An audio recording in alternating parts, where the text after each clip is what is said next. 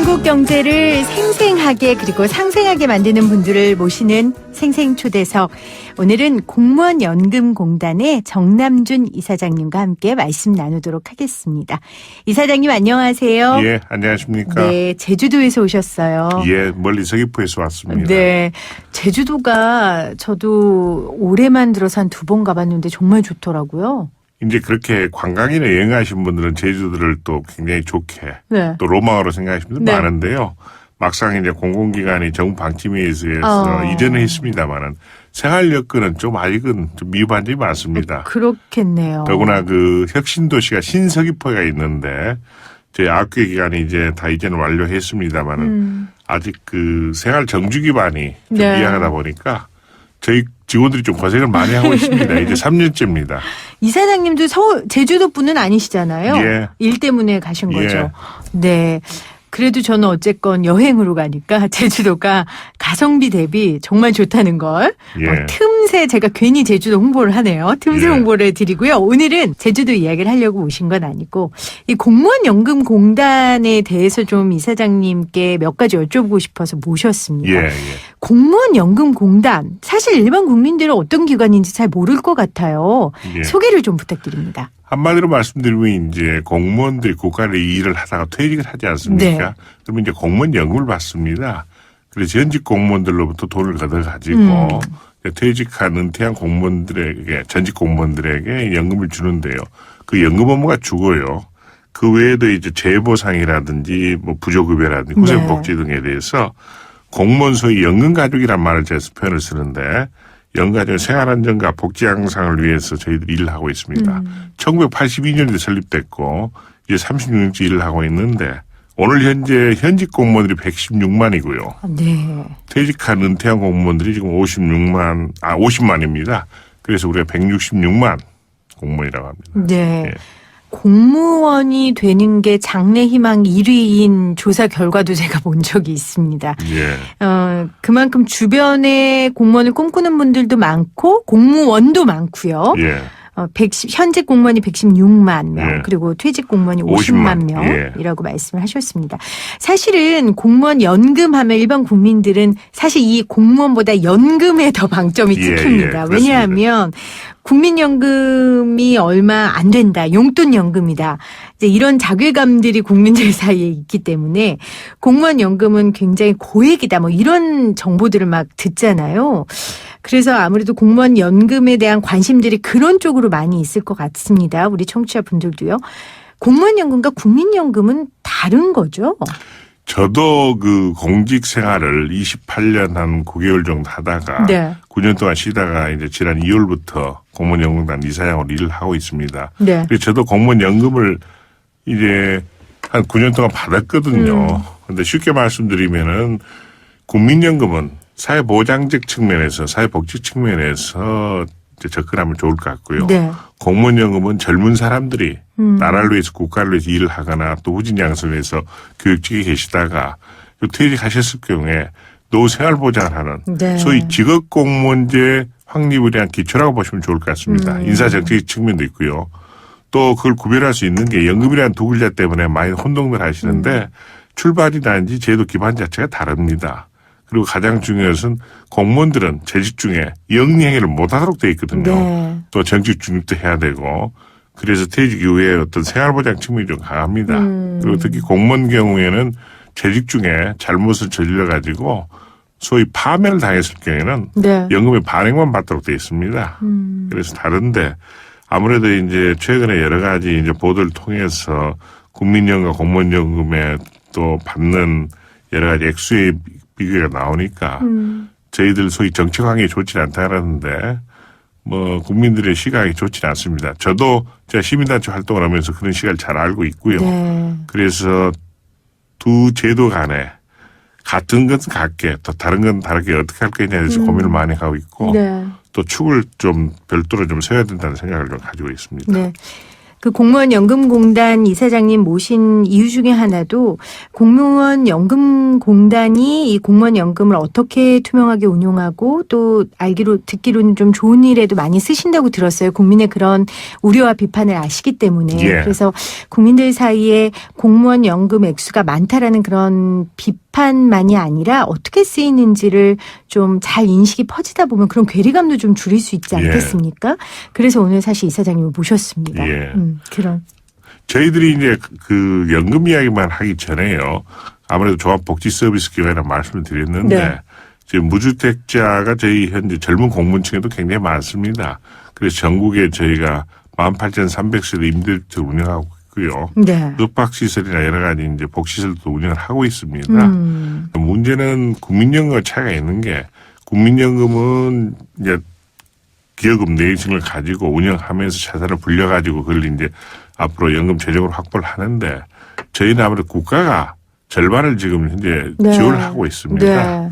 그래서 이제 모범적인 또 공적 연금 관리 기관으로서 저희도 자산 운영을 하고 있고 또 대체 투자도 하고 있습니다만은 그 수익만으로는 지금 한계가 있는 게 잘 아시다시피 최근에 초고속 고령화 때문에 이런 지금 원인이 일어나고 있거든요. 그렇죠. 예를 들면은 1992년도만 해도 당시에 교육공무원을 정년하신 분들 65세 정년이었습니다. 그때는 그분들이 만나셔가지고 우리가 7년 정도 살 것 같으면은 연금을 받고 7년 못 살 것 같으면 네. 일시금을 받자는 이야기를 하셨는데 그분들이 지금 7년이 아니라 30년 이상 그렇죠. 사신 분도 있거든요. 100세 시대니까요. 예. 네. 저희들 공무원 연금의 이 환경이 안 좋아진 가장 원인은 이렇게 오래 살 줄 몰랐다는 네. 거. 그 말을 좀 강조드리고 싶고 또 아무래도 여러 가지 면에서 지금 저금리 정책이 시행되고 있다 보니까 네.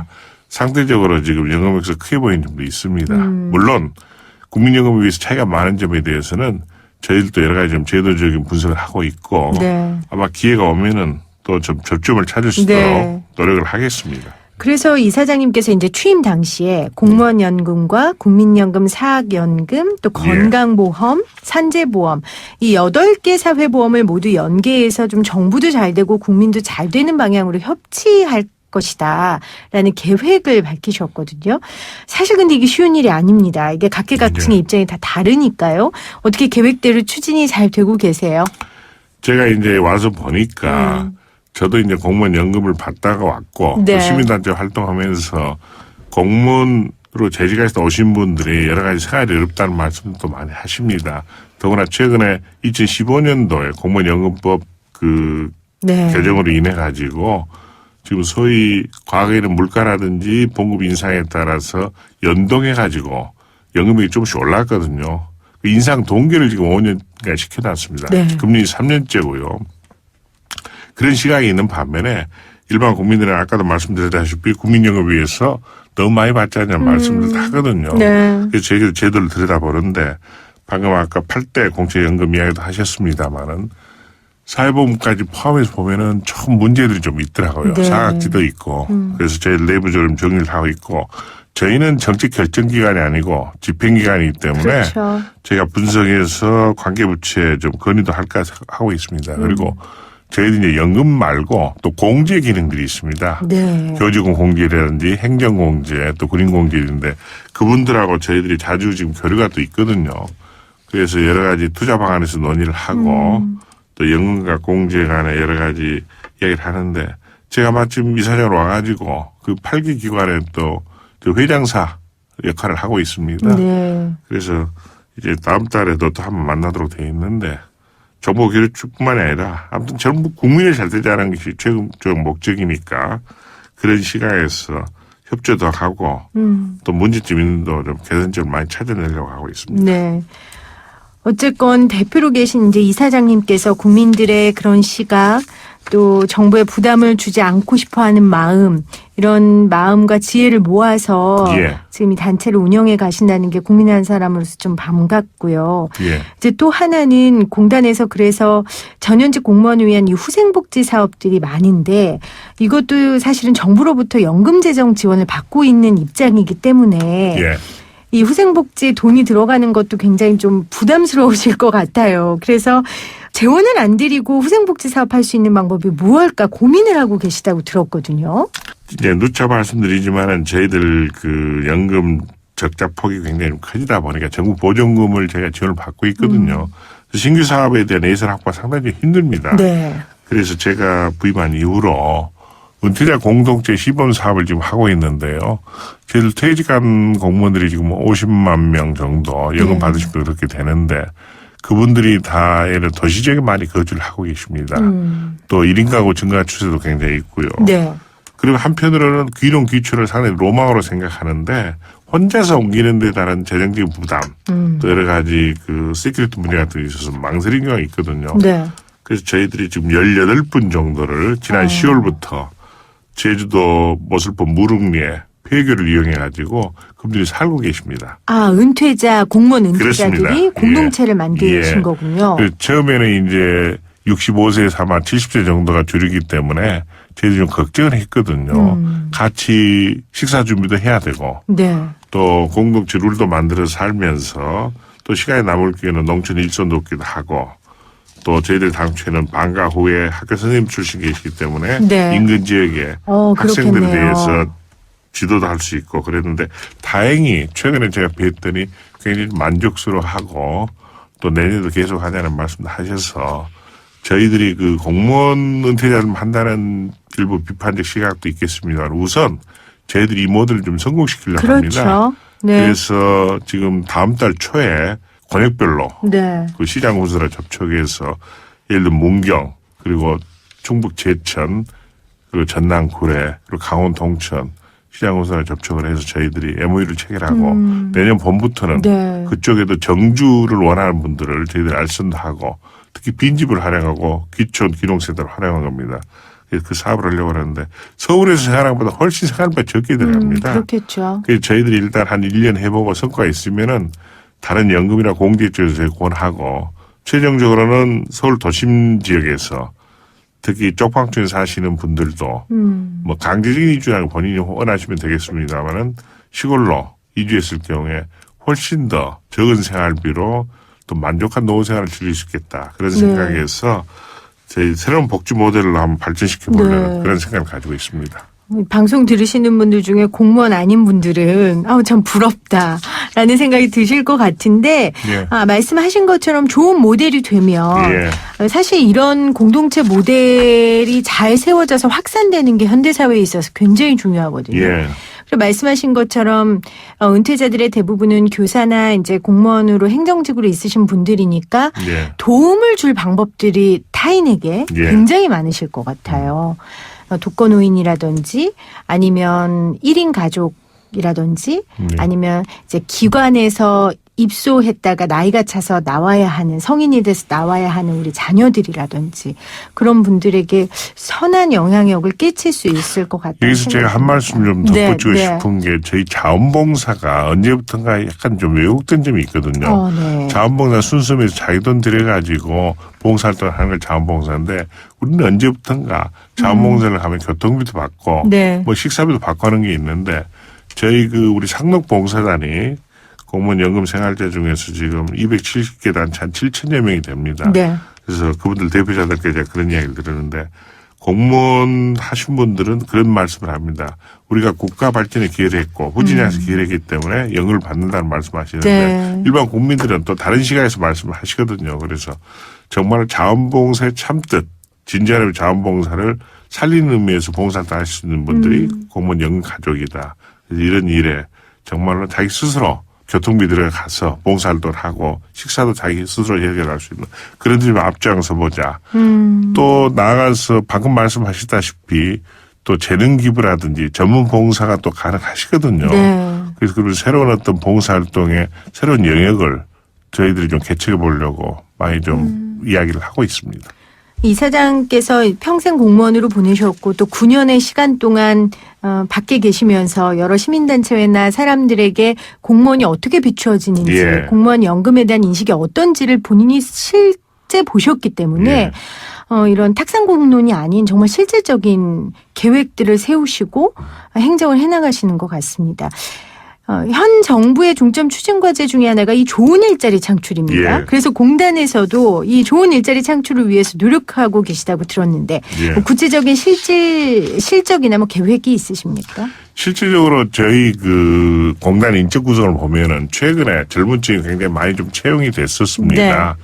그 이유가 있는 임금 패키지도 있고 또 베이비부모 세대를 은퇴에 따라 했는데 제가 지난 봄에 정규직을 30명 채용했거든요. 그래도 이번 정부 일자리 방침에 맞춰서 지금 12월 중에 제가 20명을 더 채용할 계획으로 있습니다. 그리고 잘 아시다시피 또 비정규직 정규직화에 따라서 네. 저희가 지금 우리 그 자원봉사센터가 있었는데 자원봉사센터 콜센터입니다. 미안합니다. 네, 네. 콜센터요. 콜센터와 자원봉사센터 또 지원 요원들하고 그래서 우리가 67명 지금 정규직 전환했고요. 또 시설 관리라든지 청소하시는 분들 마지막으로 정규직 전환하기 저희 협의 중에 있고 한 네. 70여 분이 좀 넘습니다. 그래서 일자리 방침을 하는데 아무래도 이제 아까 말씀드렸다시피 공무원연공단의 어떤 그 업무 성격을 봤을 경우에 지금 사업 확장하기가 좀 쉽지는 않습니다. 네. 그럼에도 불구하고 저희들이 할 수 있는 범위 내에서 또 탄력 지원제를 남쪽 방출하기 때문에 거기서 예를 들면은 잡시어 측면에서 저희가 네. 고려해가지고 신규 채용을 20명을 더 하도록 그렇게 되어 있습니다. 네. 사실 연금 하면 이 기금 운용 얘기를 빼놓을 수가 없습니다. 예. 지난해 7% 수익률을 거둔 데 반해서 올해는 뭐 주식 시장이 좋지 않아서 다른 연기금도 마찬가지겠지만 이제 실적이 좋지 않은 걸로 알고 있는데요. 지금 상황이 어떻습니까? 뭐 잘 아시다시피 미국 트럼프 대통령과 시진핑 간에 여러 가지 무역 분쟁도 있었고 네. 국내 주시장 또 해외 주시장 환경이 굉장히 좋지 않습니다. 그래서 저희도 주시장에서는 국내 해외를 막론하고 상당히 좀 손실이 좀 있습니다. 뭐 대체 투자나 약 채권 투자에서는 좀 이익을 나고 있는데요. 네. 근데 한 가지 말씀드리고 싶은 건 저희 자금운용단에서 소위 투자 전문가들이 채용돼 가지고 지금 운영을 하고 있거든요. 그럼에도 불구하고 지금 마이너스 된다는 저희도 상당히 곤혹스럽습니다. 근데 아무래도 저희 공적 기금은 뭐 그런 데에서 민간 회사 달리 가볍게 또 단타 위주로 할 수 있는 것도 아니거든요. 그렇죠. 또 각종 위원회에서 또 논의도 해야 되고 그래서 네. 일반 그 민간 분야에 비해서는 좀 저희들이 무겁게 좀 느리게 할 수밖에 없다. 그럼에도 불구하고 저희들은 기금 관리 기관이니까 수익은 물론 추구를 해야 됩니다. 그런 면에서 좀 중장기적인 관점에서 저희 좀 보고 싶다. 그 말씀 네. 드리고요. 뭐 아무튼 금년에 지금 중반기부터 지금 하반기로 접어들면서 여러 가지 좋지 않은 그 대내적인 환경이 있었기 때문에 뭐 오늘 또 아침에 제가 회의를 했는데 아무튼 남은 기간에 최선을 다해서 좀 수익률 올리는 방향을 해보자. 네. 뭐 그런 이야기를 하고 있습니다. 저하고 가까운 어르신 한 분도 공무원으로 평생을 일하시다가 이제 은퇴하셨는데 나라를 위해 국민을 위해 봉사했고 일을 했다는 자부심이 대단하십니다. 예. 그런 분들이 분명히 주변에 많고요. 예. 하지만 또 한쪽에서는 공무원분들의 조금 불친절함이라든지 예. 어려운 부분들을 토로하시는 분들도 분명히 있습니다. 예. 네, 어느 집단이나 마찬가지지만요. 그래서 아마 그런 부분들을 국민들에게 좀 소통하고 싶은 이사장님의 경영 비전이 이건 것 같아요. 국민과 함께하는 혁신 경영, 연금 가족과 행복한 동행. 예. 네, 이 경영 비전이 좀 잘 이루어졌으면 좋겠고요. 마지막으로 우리 청취자분들께 공무원 연금공단을 대표해서 한 말씀 부탁드립니다. 뭐 아까도 말씀드렸다시피 공무원 연금을 둘러싼 정책 환경이 좋지 않습니다. 그리고 최근에 여러 가지 서민 경제 어렵다 보니까 국민연금 위해서 공무원 연금을 또 바라보는 시각도 곱지 않다는 것도 잘 알고 있습니다. 네. 그럼에도 불구하고 공무원 특히 국가 발전에서 노력했던 분들 특히 60대 중반 이상 되신 분들은 과거에 정말 박봉에 시달리면서 그렇죠. 공무원 연금 하나만을 보고 생활해 온 분들이거든요.